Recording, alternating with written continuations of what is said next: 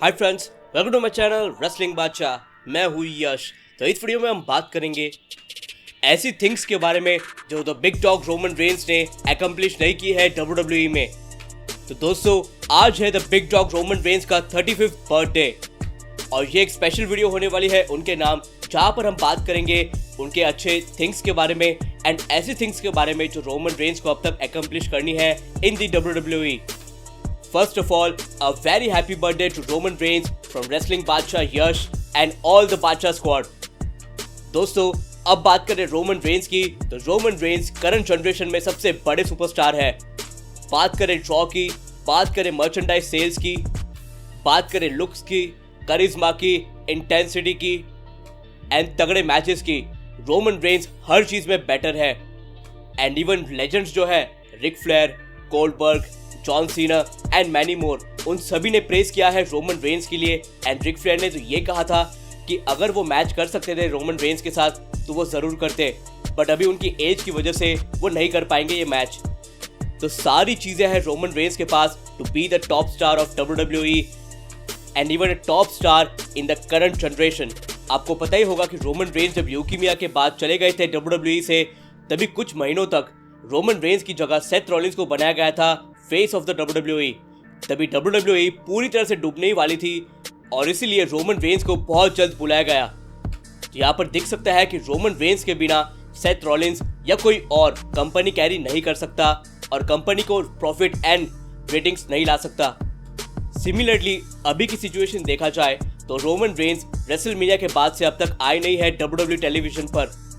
And Vince McMahon and पूरा WWE crew Roman Reigns को काफ़ी मिस कर रहा है ऑन WWE टेलीविजन, क्योंकि उनको रेटिंग्स चाहिए, स्टार पावर चाहिए। एंड रोमन रेंस WWE के फेस होने की वजह से वो काफ़ी मिस कर रहे हैं रोमन रेंस को on SmackDown. And most importantly WWE crew के साथ पूरा वर्ल्ड जो रोमन रेंस के फैंस हैं वो मिस कर रहे हैं रोमन रेंस को एज अ यूनिवर्सल चैंपियन। और दोस्तों, बात करें हमारे यूट्यूब की, तो काफ़ी लोग कूल लगने के लिए बस रोमन को हेट करते हैं। रोमन ऐसा, रोमन वैसा, लेजेंड्स फालतू है, लेजेंड्स ये है, बेस्ट तो हम्बर्टो है, बेस्ट तो सेड्रिक है। ऐसा घंटा कुछ भी नहीं है।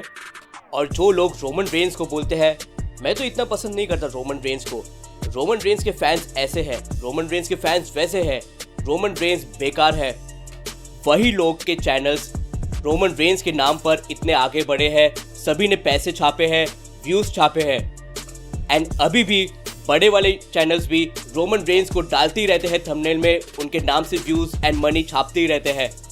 तो कृपया करके रोमन रेंस और उनके फैंस को कुछ ना बोले, क्योंकि आप लोग उन्हीं से व्यूज जनरेट करते हो जो रोमन रेंस के फैंस हैं, और रोमन रेंस का नाम लेकर ही आपको व्यूज आते हैं, आपके सब्सक्राइबर्स बढ़ते हैं एंड इवन आप मनी कमाते हो। तो दूसरों पे तो उंगली उठाओ ही मत। अगर इतना ही हेट करते हो रोमन रेंस को और उनके फैंस को कि उनका हर बात में, हर चीज़ में मजाक उड़ाते हो और रोमन रेंस को मॉक करते हो ना, तो आप लोग मत बनाओ ऐसा वीडियो, मत यूज़ करो रोमन रेंस को कुछ पैसे कमाने के लिए और व्यूज़ लाने के लिए और अपने सब्सक्राइबर काउंट बढ़ाने के लिए। रेसलिंग बादशाह छाती ठोक के बोलता है कि वो रोमन रेंस का फ़ैन है, पहले नहीं था, ये भी क्लियरली बोलता है क्योंकि पहले रोमन रेंस मुझे क्रिंज लगता था, बट अभी रोमन रेंस ने काफ़ी डेवलपमेंट की है और वो काफ़ी इम्प्रूव हो गए हैं और फाइनली उन्होंने मेरा रिस्पेक्ट हासिल कर लिया है। और मैं ये सीना तान के बोल सकता हूँ कि मैं हूँ रोमन रेंस फैन। तो दोस्तों, अब बात करते हैं वो 3 चीज़ों के बारे में जो रोमन रेंस को स्टिल हासिल करनी है। First is entertaining story lines with women. दोस्तों, इतने सारे सालों में रोमन रेंस ने काफ़ी ज़बरदस्त स्टोरी लाइन्स में काम किया है अब तक, पर रोमन रेंस ने अब तक किसी एंटरटेनिंग स्टोरी लाइन में काम नहीं किया है जहाँ पर कोई विमेन इन्वॉल्व हो। अगर आपको याद होगा 2011 में जॉन सीना की राइवलरी थी मास्क्ड केन के साथ, और उस राइवलरी में ईव टॉरेस भी थी एंड जैक राइडर भी। तो आपने देखा कि कैसा एक लव एंगल था between John Cena and ewe Torres. तो वैसा ही कुछ स्टोरी लाइन हमें रोमन रेंस के साथ कभी देखने ही नहीं मिली थी। तो अगर वो स्टोरी लाइन होती है रोमन रेंस की इन द कमिंग टाइम तो काफ़ी अच्छी होगी एंड एक अलग स्टोरी लाइन होगी जहाँ पर रोमन रेंस एंड हम सभी को मज़ा आएगा देखने के लिए। हाँ, रोमन रेंस ने पहले साशा बैंक्स के साथ एक मिक्स्ड टैग टीम मैच लड़ा था, बट उसके बाद रोमन रेंस ने ज़्यादा इन्वॉल्वमेंट दिखाया नहीं था किसी भी विमेन के साथ। तो अगर होता है कोई ऐसा angle in the coming time तो मैं देखना चाहता हूँ ये angle with Roman Reigns and Paige, Roman Reigns and Lacey Evans. So let's see क्या हमें ऐसा एंगल देखने मिलता है रोमन रेंस का इन द कमिंग टाइम या फिर नहीं। Next is Roman Reigns never been a dual champ. दोस्तों इतने सालों में रोमन रेंस ने अब तक ड्यूअल चैंपियनशिप नहीं जीती है। और बात करें उनके shield brother Seth Rollins, over push Seth Rollins की, तो उन्होंने तो 1000 बार जीती है ड्यूअल चैंपियनशिप। तो आने वाले टाइम में अगर ऐसी बुकिंग होती है कि रोमन रेंस को ड्यूअल चैंपियनशिप जिताते हैं WWE, तो काफ़ी अच्छी बात होगी एंड इससे वो काफ़ी बड़े मेगा स्टार बन जाएंगे। मैं तो चाहता हूँ कि जब वो आए स्मैकडाउन में कम्पीट करने के लिए तो फिर हमें ऐसी स्टोरी लाइन देखने मिले जहाँ पर universal championship and intercontinental championship दोनों ऑन द लाइन हो और रोमन रेंस वो दोनों टाइटल जीते और बन जाए dual champion. So let's see क्या ऐसी स्टोरी लाइन हमें देखने मिलती है इन द कमिंग टाइम एंड क्या रोमन रेंस बहुत जल्द बन जाते हैं ड्यूअल चैंपियन और not. And the last but not the least, a match with the bigger legends like Goldberg and the rock. दोस्तों रोमन रेंस ने काफ़ी सारे लेजेंड्स को हराया है, triple H, Undertaker, John Cena, Brock Lesnar and many more. और अब बात करें बाकी के बड़े लेजेंड्स की like Goldberg and the Rock, इन दोनों के साथ मैच बाकी है रोमन रेंस की जो काफ़ी बड़ी मैच हो जाएगी। गोल्डबर्ग के साथ उनकी मैच होने वाली थी रेसलमेनिया में, पर वो अनफॉर्चुनेटली नहीं हुई। तो वो मैच एक ड्रीम मैच हो सकती है बहुत जल्द, maybe at SummerSlam या फिर इसी साल एंड में।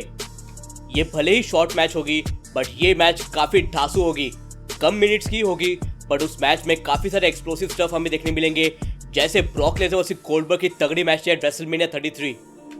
आपको याद होगा कि ब्रॉक वर्सेस गोल्डबर्ग की जो रेसलमेनिया 33 की मैच थी, उस मैच में हर एक सेकंड में क्राउड पूरी तरह से मैच में इन्वेस्टेड थी। एजे स्टाइल्स वर्सेस नाकामुरा के बोरिंग मैच जैसे नहीं था कि उस मैच में पब्लिक मर चुकी थी और इतने बोर हो गए थे कि वो लोग अगर सो भी जाते हैं तो उन्हें कोई फर्क पड़ता नहीं था इस मैच से। पर गोल्डबर्ग वर्सेस ब्रॉक लेसनर के मैच में ऐसा नहीं था, क्राउड पूरी तरह से पंप्ड अप थी एंड पूरी तरह से इन्वेस्टेड थे उस मैच में। तो similarly Roman Reigns versus Goldberg के मैच में भी ये लोग पंप्ड अप एंड इन्वेस्टेड रहने वाले हैं, चाहे ये लोग कितना भी गाली देने दे और कितना भी कहने दे, ये मैच काफ़ी शॉर्ट मैच होगी। अगर बड़ी मैच देखनी है तो इंडीज देखो, NXT देखो, AEW देखो और बाकी के मिडजेट्स के मैचेस देखो, क्योंकि बड़े मैचेस से घंटा फर्क नहीं पड़ता है। मैचेस में स्टोरी लाइन होनी चाहिए, स्टोरी टेलिंग होनी चाहिए एंड दो लार्जर देन लाइफ एथलीट्स होने चाहिए एंड वही एलिमेंट्स हमें देखने मिलेंगे गोल्डबर्ग एंड रोमन रेंस के बीच। और दोस्तों बात करें रोमन रेंस के कजिन द रॉक की, तो ये मैच भी बहुत ही बड़ी मैच होगी एंड प्रोबेबली ये मैच हमें देखने मिल सकती है नेक्स्ट ईयर रेसलमेनिया में एट रेसलमेनिया 37। ये राइवलरी भी काफ़ी तगड़ी होने वाली है। तो दोस्तों अगर Roman Reigns Goldberg and rock दोनों को हराते हैं तो वो एक अलग ही लेवल पर पहुंच जाएंगे एंड तभी हम कह सकते हैं कि रोमन रेंस आ चुके हैं in the likes of Austin, rock, Hogan, Undertaker, triple H, John Cena, Brock Lesnar and many more. तो फिर हमें देखना होगा कि आखिर क्या होता है इन द कमिंग टाइम और कैसे बुकिंग होती है रोमन रेंस की इन द कमिंग टाइम। और दोस्तों अगर आपको पता नहीं होगा तो मैंने 29 मिनट्स का स्पेशल वीडियो बनाया है रोमन रेंस के ऊपर और उसमें बहुत सारी इन्फॉर्मेशन दी है, तो आप ये चेकआउट जरूर करिए अगर आपने वो चेकआउट नहीं की है तो। And once again a very happy birthday to the big dog, to the face of the WWE Roman Reigns. तो दोस्तों आप मुझे कमेंट सेक्शन में बताइए कि आपको कैसी लगी हमारी वीडियो और मुझे कमेंट सेक्शन में ये बताइए फर्स्ट, क्या आप ये 3 बुकिंग होते हुए देखना चाहेंगे रोमन रेंस के साथ, एंड सेकेंड मुझे देखना है कमेंट सेक्शन में कि आप कितने यूनिक तरीके से विश करते हैं रोमन रेंस को। So guys please like, comment, share and subscribe to our channel wrestling Badshah. Peace out.